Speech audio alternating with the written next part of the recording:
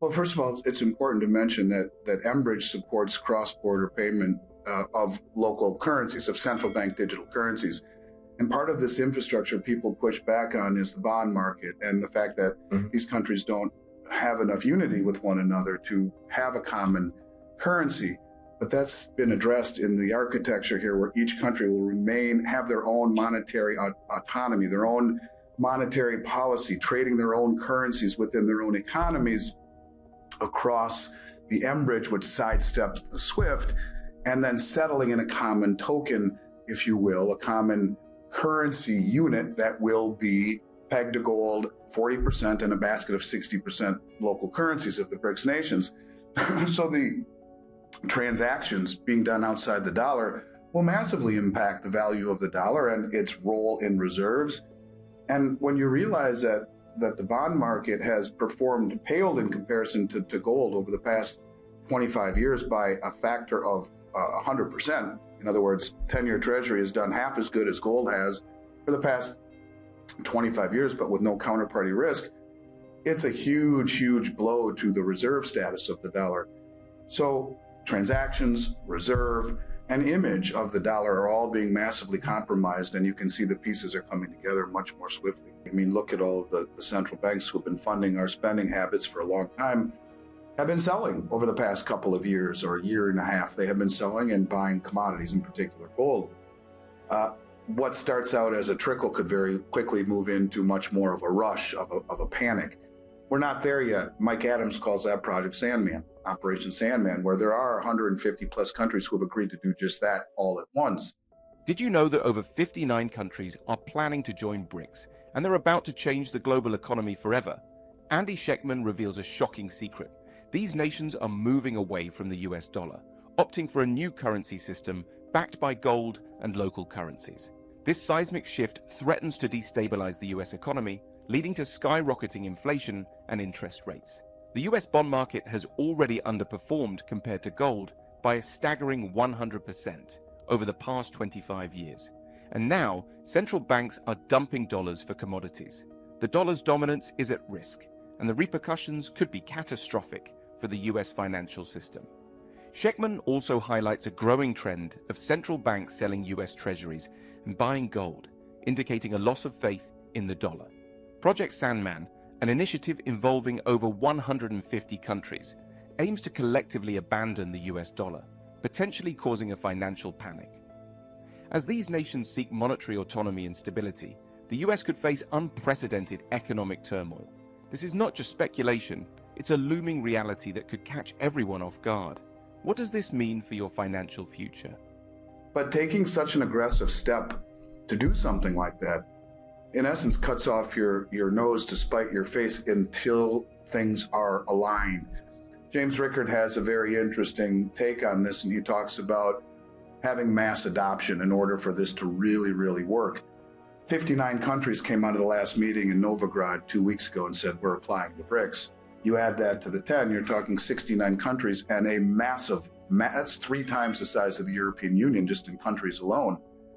And when you realize that unlike the European Union, every one of these countries will have their own currency, but a common settlement currency, it is the composition of the settlement currency that destroys both the transaction and the settlement value of the dollar in the treasury market. What it does is it greatly starts to reduce demand for both. And as there is less demand and more supply, we would see inflation and interest rates go higher, which ultimately, little by little, starts to wreak havoc upon the system. Now, if it gets to a point where people realize that this is a global realization, that this is a trend in motion, and then all of a sudden what starts out slow and orderly turns into a stampede through a rotating door, not everyone makes it through alive. And it becomes a very, very unorderly chaos type of situation that could immediately overwhelm the United States with massive inflation. And we've talked about that forever, what that looks like as interest rates go parabolic. And in the face of rising interest rates, you have banks that are undercapitalized and over-leveraged, insurance companies that are loaded with treasuries, and stocks and bonds and real estate that are all inversely correlated to that moment.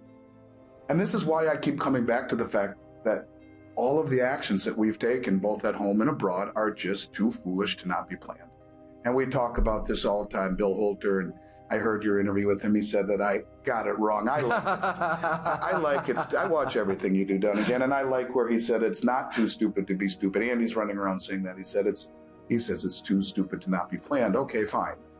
I think it is. I mean, you have to ask yourself, how could we let these things happen, let alone more? It's bad enough what we've done around the world with weaponizing the dollar, being hypocritical in the eyes of many of the countries in the global south and east.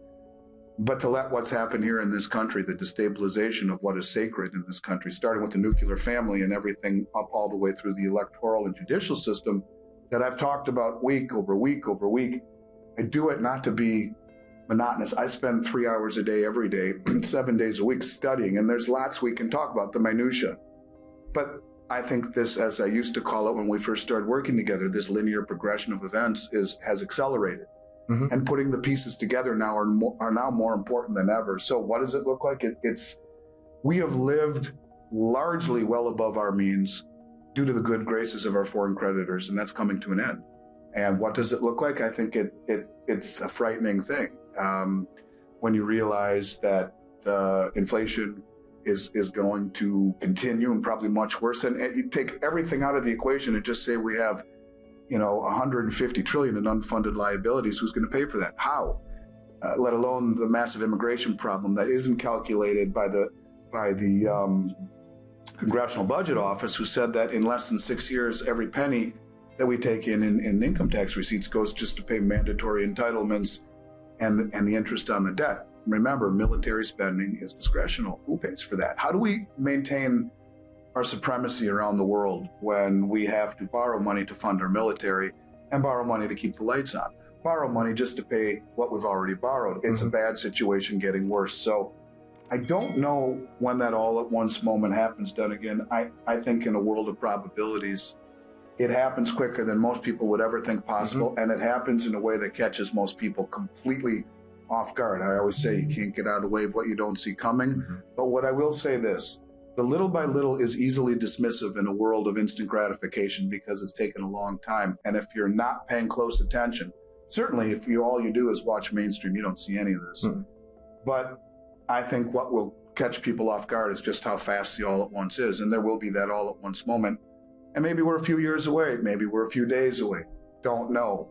But I will tell you, to not prepare for the inevitability of a change in standard of living in this country would be the biggest mistake I think people would make in the coming months and years ahead. And think about it. What's the pushback that you get from most people, the dollar bulls, that who's going to trust all of these countries? Well, first of all, the system that they set up allows everyone to be autonomous, have their own system, and trade in a currency, a settlement currency that inspires trust and confidence because it's redeemable and very transparent. And what is the other? Who's going to trust these countries? China.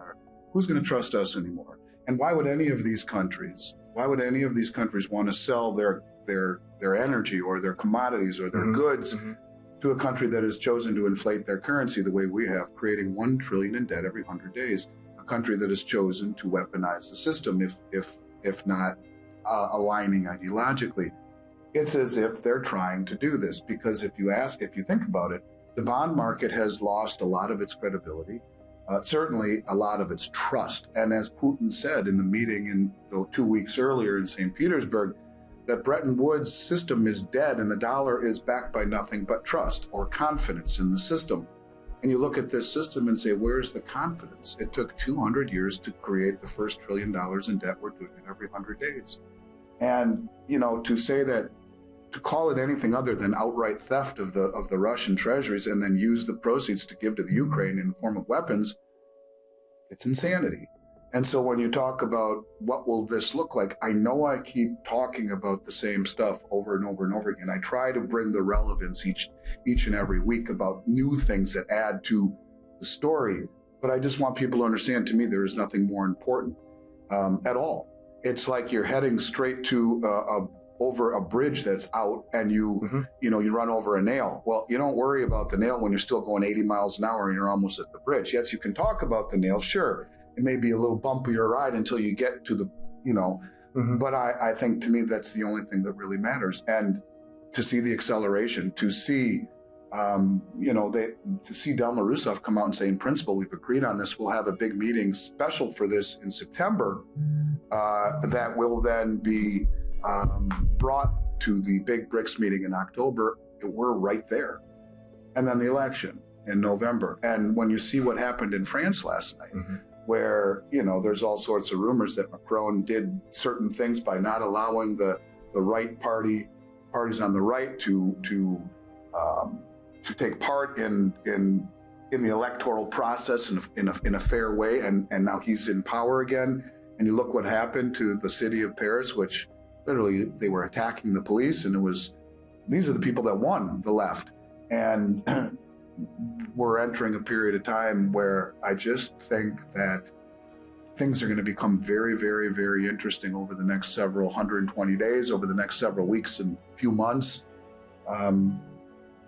Things are getting real, I guess, is all I can say to you. And I don't know if it's ever been more important to be a contrarian, I think, than it is now.